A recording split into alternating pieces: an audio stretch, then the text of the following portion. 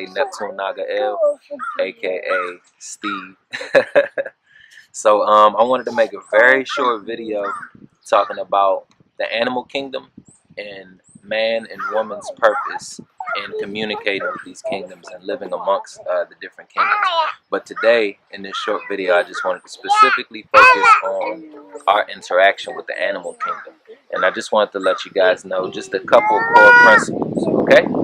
So the first core principle of our relation to the animal kingdom is that we have to understand that as we ascend higher and higher up the evolutionary scale, we actually become the recipients of even finer essences. So when you become the recipient of finer essences and different spiritual energies, it becomes our task to transmit those energies and those essences to the lower kingdoms underneath us. So in this way, every human being is a medium. Every human being channels energy that they got from on high and distributes it to a lower level. This is why there's an hierarchy, spiritually speaking, and an hierarchy within nature, from large to small, from weak to great, that type of thing. So the main purpose here with this idea is that as you become more aware and self-conscious about your purpose in nature and the self, remembering the self, there is a duty that must be fulfilled. And this duty is like a sacred pact amongst you, your energy, and the animal kingdom, and the mineral kingdom, and the angelic kingdom, and all these different kingdoms. And the pact is that you give what you have to the lower levels. It's much like you have a child. You're gonna transmit all your wisdom, your intelligence, and your energy to your child because they'll need it in their evolution. So in the same way, in the same way, the animal kingdom needs man and woman's spiritual essences to rise them to the next level. Okay? So that's the first principle. Man and woman become an agency whereby we transmit these spiritual forces to the animal kingdom so that they can rise to a higher level, a higher plane. Okay?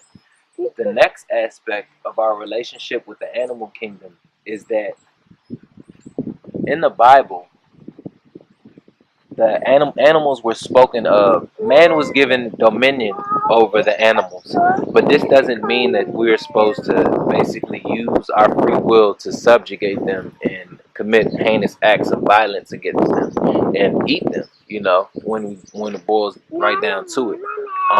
Depending on your perspective. My perspective is that we're not necessarily supposed to eat these animals, but we're supposed to commune with them. And dominion, actually, what it actually translates to is guardianship, okay?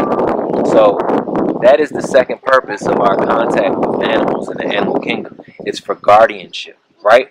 So guardianship is funny because it's actually, you can find the word cardia in the word guardian, and the reason being is because the C and the G are almost interchangeable, especially when you get to the Hebrew language. The C is actually Gimel, but represents camel. So the C and the G are interchangeable. And the reason why I'm saying that is because guardianship is actually cardianship, which cardia comes from the Greek word for heart. Okay? So basically what it's saying is that you're supposed to evolve your love and feeling and emotional nature by close proximity and guardianship over these animals, meaning you're supposed to watch over them. You violate a sacred pact when you start to eat these animals. And this is, once again, this is my perspective. There are many who think like this along these lines, and there are many who don't, but I'm just sharing my perspective. So the purpose is to transmit the finer spiritual essences that we receive as we go higher and higher up the scale. That's one of the main ones. Another one is that we are supposed to have guardianship, not necessarily dominion, because people are completely possessive and self-satisfied. Just coming from the heart, to be heart-based, love-centered, to live in the heart. We're supposed to have guardianship over the animal kingdom, right? So the purpose for this is because in the exchange of energies, we transmit spiritual DNA to all kingdoms and everybody that we're around. From our animals, our pets, to our lovers. This is why people say they look like their dogs, or they start to look like their lovers. Once you have a full heartfelt merger, you become to be in the light. Whatever is around you, whatever you're around, you are in the likeness of that. So everything takes on your image, your reflection. So that's a very important point to notice. But the main purpose here is to let you guys know that the animal kingdom, we're supposed to be intelligently and lovingly working with the animal kingdom to raise them up. Because at the next era or the higher octave, it's going to be time for them to go into a cosmic initiation of sorts and raise their intelligence, raise their loving nature. Okay? So that's just a quick little tidbit about our relationship to the animal kingdom. We're supposed to have close proximity with them and express our love and compassion to animals, because we should actually look at these beings as our younger brothers and our younger sisters. Okay? All right, so now the next part of this is I just want to share a small ritual, a small cleansing that you can do to clear stagnant energy patterns off of your aura and negative emotional thought forms off your aura, and allow the animal kingdom to transmute it. Animals have highly perfected bodies that essentially deal with the nature of taking in negative energy and transforming it into positive beneficial energy. And as abstract as that might sound, think of anybody that you know that has a dog and they consider the dog a part of the family. When they go home and they see their dog waiting on them, they feel nothing but love, nothing but compassion, nothing but pure unity. So this is in the nature of that. This ritual is to clean your aura of negative emotional thought forms, negative patterns, and stagnant energy, and release it into the animal kingdom, because they will exalt those energies and transmute them. They have highly perfected bodies situated for this. I want you to keep in mind that in the Bible, there's a story where Christ actually casts some demons out into the bodies of pigs. Okay? It's very important to keep that in mind, because what it was letting you know is an occult secret of the actual relationship between animals and humans. Okay? The bodies of the pigs were able to hold those negative energies because, like we said, they have very specialized features, highly specialized bodies that are able to consume these energies and transmute them to a higher level. So these animals aren't going to receive negative karma or negative energy and it just stay with them. Their bodies will transmit all of this energy, because animals work in a group soul.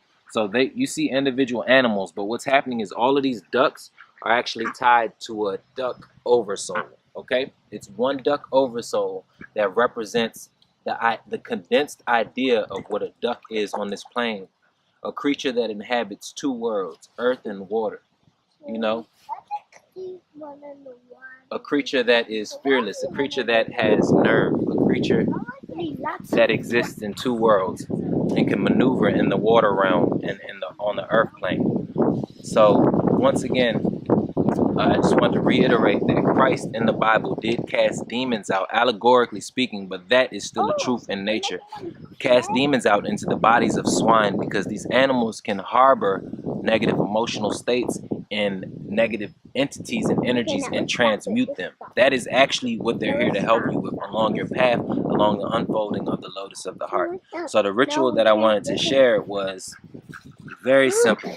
You just get you some grain and seeds, and so basically we have oats and quinoa and uncooked rice and some other beans in here. But the important thing is that you're not going to a lake feeding the ducks bread. The reason why I say that is because there's no creature in nature that actually eats cooked food except for man. As funny as that sounds, every other creature is raw. It eats food in a raw state, nice and intact. So it has all of the vital energy that the Creator bestowed upon it at the beginning of creation. Okay? So with this ritual, what I'm going to do is I'm going to cleanse my aura, and I'm going to keep in mind that my intention is to gather all of the negative energy and the psychic debris that sits in my aura, and I'm going to visualize that going into the food. Okay? So this is what I'm doing.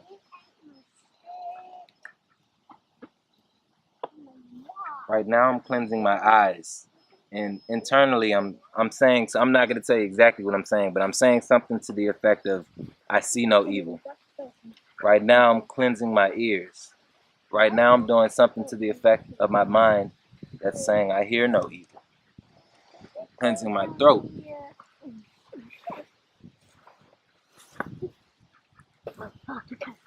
Okay?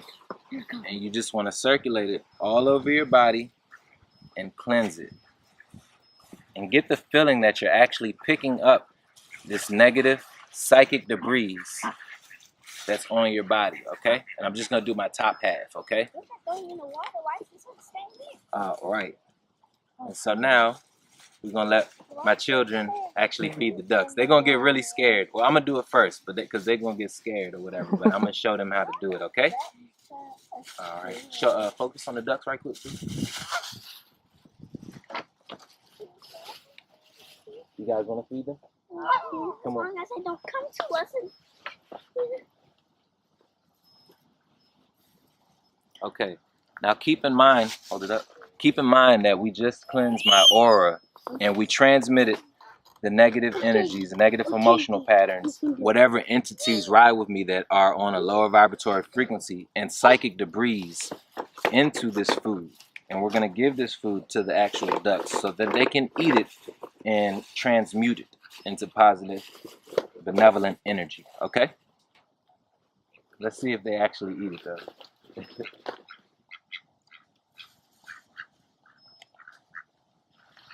Oh, they coming. So you guys might want to back up. Get on the chair. Get on the chair. Get on the chair. See, they're telling all their little duck friends to come and eat. Look how fast they coming in.